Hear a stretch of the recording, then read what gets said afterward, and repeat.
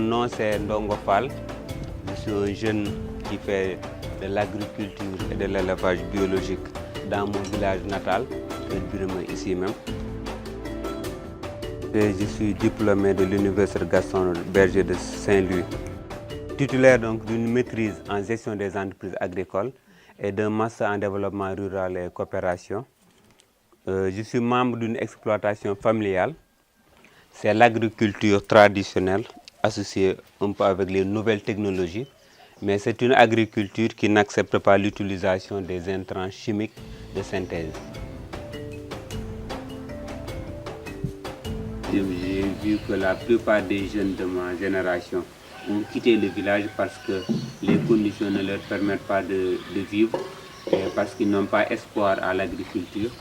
Et je me suis dit donc par rapport à ce que nous avons comme terre, comme ressources, il faut que je cherche des solutions qui pourront me permettre de gagner dignement ma vie.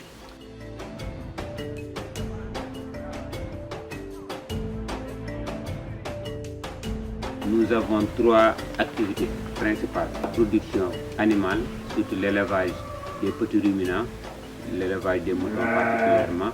La production végétale, donc l'agriculture pendant l'hivernage et du maraîchage. Mon projet s'appelle Vivre l'agriculture au Sénégal, vivace.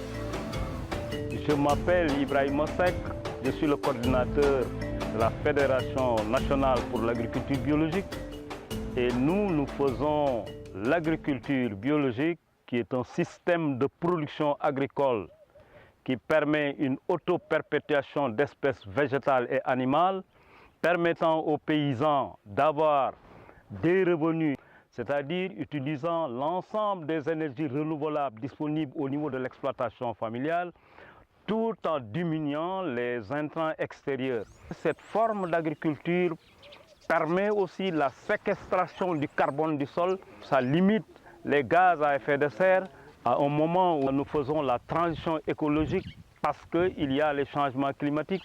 Donc cette forme d'agriculture est un puissant moyen de résilience, d'atténuation et d'adaptation au changement climatique.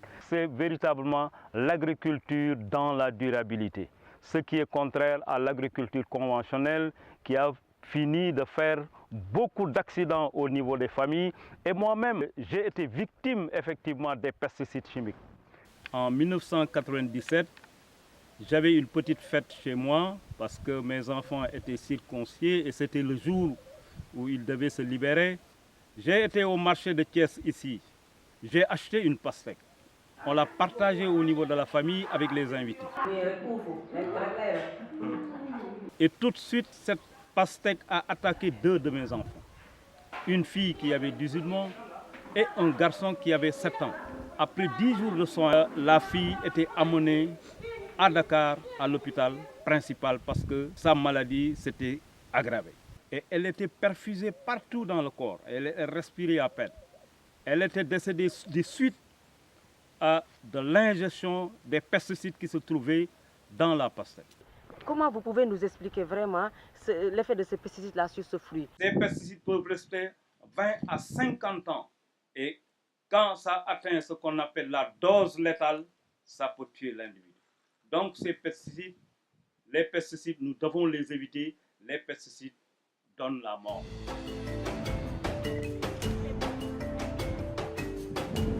La plus grande exploitation, c'est surtout basée sur la production hivernale. Nous faisons donc de l'agriculture associée, manioc, maïs, mil, arachide, niébé et bissap. Pour avoir des sols champions, il faut fertiliser les sols avec des fertilisants naturels ou du fumier organique. Chaque jour, on fait donc le nettoyage des enclos. Il y aura suffisamment de temps qui va permettre le fumier de se décomposer naturellement et à l'approche de l'hivernage, on va tout amener au niveau des champs. C'est une exploitation de 5 hectares et le système adopté, c'est l'agroforesterie. Vous voyez tantôt des arbres, par exemple les acacias albida, qui jouent un rôle fertilisateur du sol. Nous avons également des manguiers, des agrumes, pamplemousse, orange, citron. Et pendant l'hivernage, nous faisons plus de la production associée. puisque c'est une exploitation moyennement grande, il est difficile de pouvoir irriguer avec un système qui permettrait à l'agriculteur d'économiser.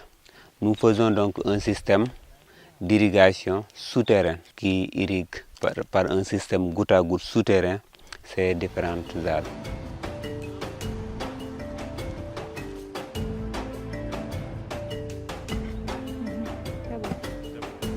Travailler la terre, c'est pas facile, mais c'est l'avenir du pays. Exactement, c'est le travail paye. Oui, c'est le travail paye. La relève, c'est nous. La vie, les champs, la terre, l'agriculture, l'élevage et tout ça, le monde tourne autour de ça. Donc il nous faudrait vraiment une santé en vert. Absolument. L'alimentation est directement liée à la santé humaine. Manger des aliments sains, sans pesticides chimiques, sans engrais chimiques, sans herbicides.